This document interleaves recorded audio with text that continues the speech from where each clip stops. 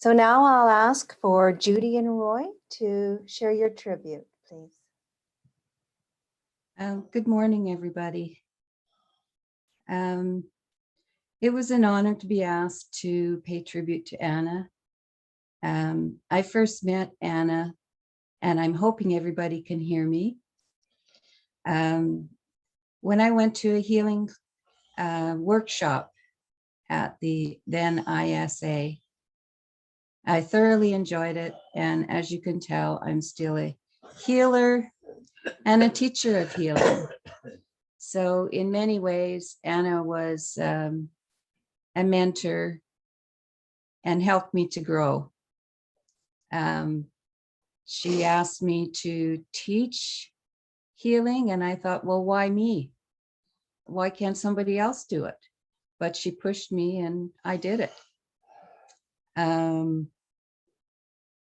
I have memories in some of the healing classes of her. The way we used to start out is she would stand there and she'd say, come on, everybody, stand up and get ready and let's do our Tai Chi and get this Chi moving. So she would stand there, and the most memorable one is standing there rubbing our bellies. And that was her advice to us was, if you're feeling a little bit annoyed with somebody or angry, rub your belly and that'll calm you down. And that's what we do with animals as well. They thoroughly enjoy having a belly rub. So I'm sure Anna's up there with her animals and maybe rubbing a few bellies while she's up there and, you know, communicating to people down here. I know she's communicating to people down here because I was a little bit frustrated because I haven't been sitting and I was asked to do this. I was honored to do this.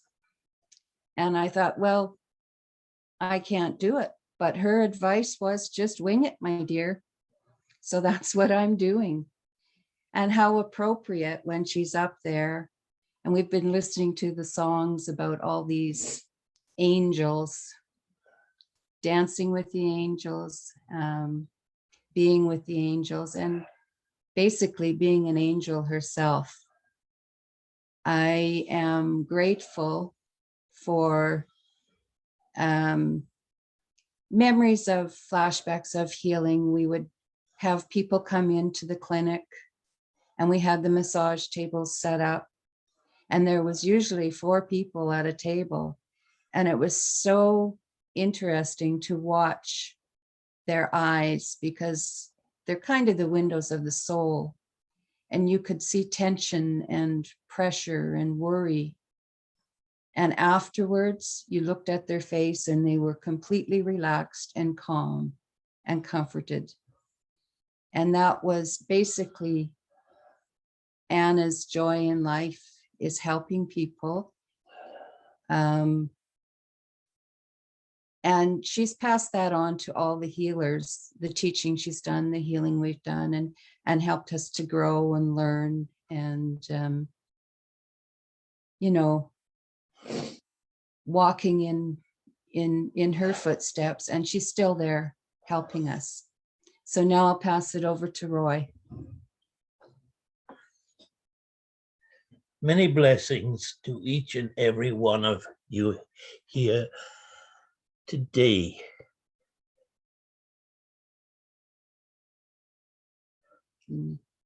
Helping us memorize Anna in all her goodness, her joy, and the way she had of teaching us, and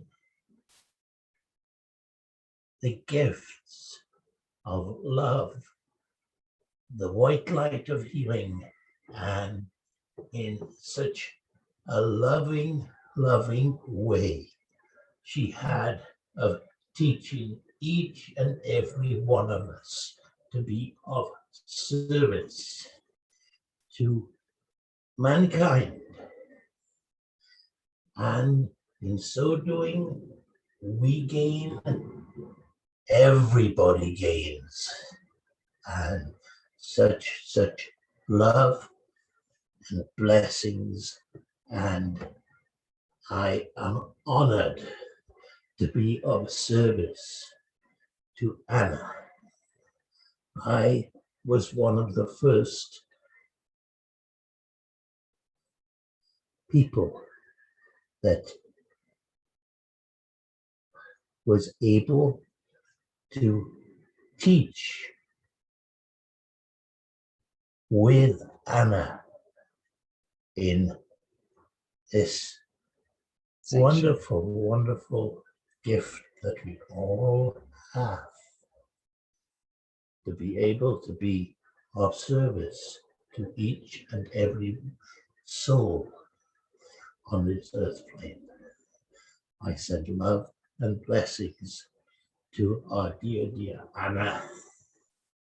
And I miss her terribly. God bless you, Anna. Say thank you.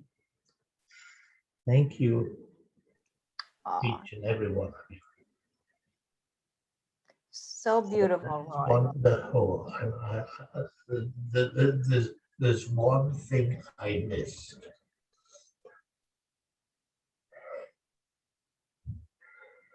Anna had a way of teaching each and every one of us to be a good healer. And in so doing, we were able to serve God's love. And I send love, blessings, and I surround each and every one of you with white light. God bless you all. Thank you so much, Roy and Judy. You can just, I know she's smiling and just so touched. Thank you. I'm going to ask Julia Schoenagel for her tribute. Julia? Thank you, Glenda. And thank you, Roy and Judy. That was just lovely for all your blessings. Thank you. What can we say? What can one say about a friend who was more than a friend? Someone who was a mentor, guide, companion, sister, mother, confidant, partner in crime. Someone I miss every day in so many ways. Anna was a truly special person, and I am blessed to have known her. We had so much in common, surprisingly so. Spiritual philosophy, of course, books, classical music, skating, the Olympics. I'm watching them now and I'm thinking about her, and I'm sure she's watching with us. Cooking, Downton Abbey, and Desperate Housewives. She had a wicked sense of humor, and I often called her the irreverent reverend in our joint mockery of some staid and stuffy rule, and we would howl with laughter at silly situations and the sometimes mindless actions of people, especially politicians. We were Christmas buddies, and some of my earliest and fondest memories are the blue Christmas services we planned together. For Anna believed that everyone ought to have a little Christmas, even if it meant her giving shortbread with those who had no families or other prospects. And of course, I am most fortunate to have been adopted into her own family, where there is always heaps of fun and lots of shortbread to go around. I especially appreciate our shared love of animals, and I think of us walking with Fraser in the park or playing with little Jelly, or the 2 pint-sized poodles, Shelby and Tina. Anna adored my taffy cat. We had many a laugh over his antics. We would never, ever have another pet. Ha! Naturally, that never worked out, for there was always another fur baby in need. Our hearts were forever open to God's creatures. I've always said Anna was one of the kindest and most forgiving people I've ever known, for she was kind in the way of being truly accepting of everyone and everything, of not being judgmental, especially of those who had less or who weren't quite physically or intellectually or socially adept. She understood psychology and disorders of the mind and personality very well, and she was not one to hold a grudge endlessly. I very much admire these traits and wish I could be as patient and uncritical and tolerant as she was, though naturally she too had her moments. I recall again and again her generosity, her benevolences, her compassion, her wisdom.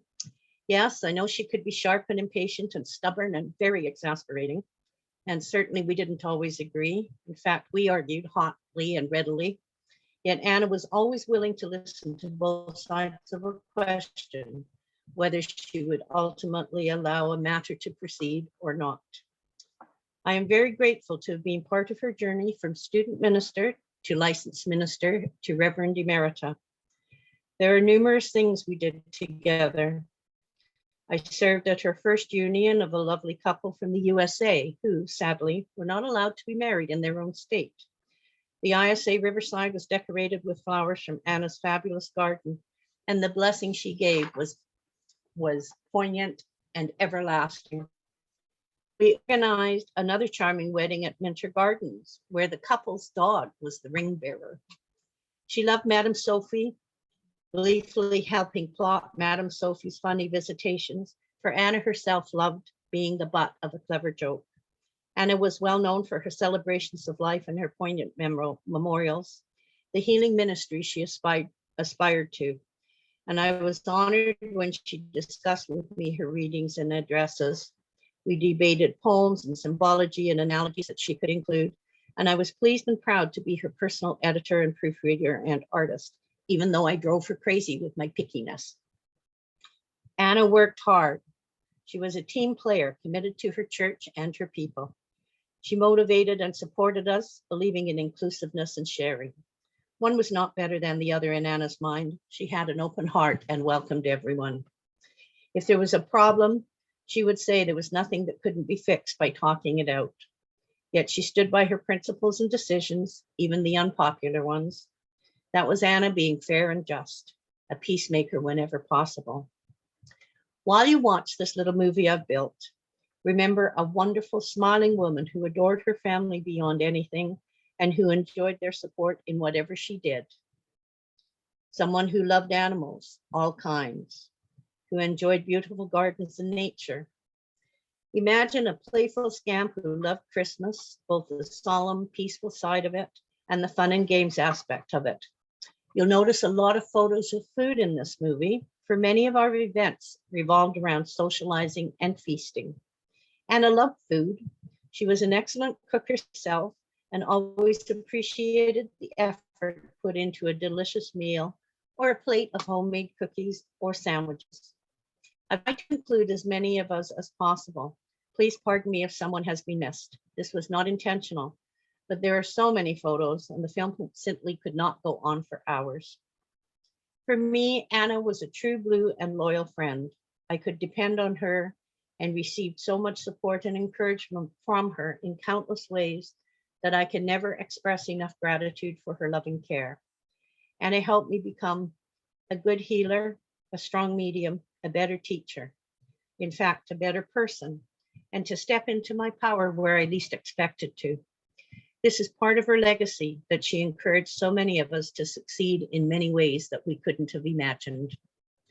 As you watch, remember a compassionate, caring soul who was an extraordinary healer. Think of her setting out on a path to serve spirit, of trusting that she would end up exactly where she was meant to be, even though there were many times when she faltered and questioned and wondered. Remember her kindnesses and her laughter, her loving smile, her hugs. Remember her innovative mind, the ideas she fostered, and the traditions she began. Remember our Anna. Thank you for listening. Thank you, Julia. That was beautiful. Beautiful tribute. Thank you, Glenda. For those of you that don't know, Julia is struggling with a very, very old system, and that's why sometimes you're hearing it go slow and fast. So, but we did manage to understand it all. Thank you.